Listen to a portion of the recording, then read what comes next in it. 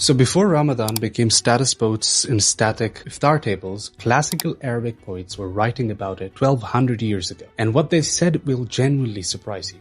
Hi, I'm Hamza and I'm a research scholar. This is a mini-series where I look at how poets across different languages, traditions and centuries have written about Ramadan. We are starting today with classic Arabic poetry because that's where the tradition of writing about Ramadan was born. This was Baghdad's golden age, libraries, scholars and poets all flourishing at once.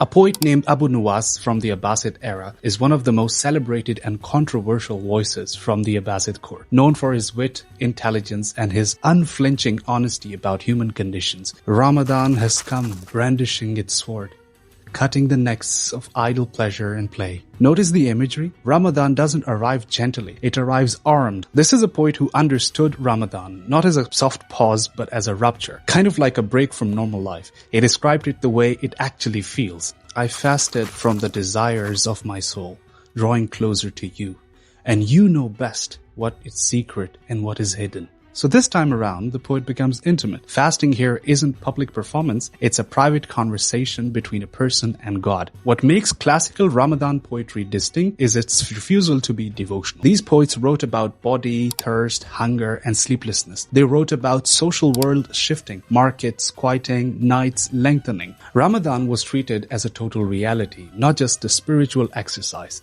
This is a part of what literary scholars call Sher az-Zuhdiyat, ascetic poetry, a genre that explored renunciation and the sacred through very grounded human imagery. If you ever felt Ramadan arrived like something sharp and sudden, like a chapter ending, Abū Nuwās felt that too. And he wrote it in Arabic and still echoes today. Which of the two verses of Abū Nuwās hit different for you?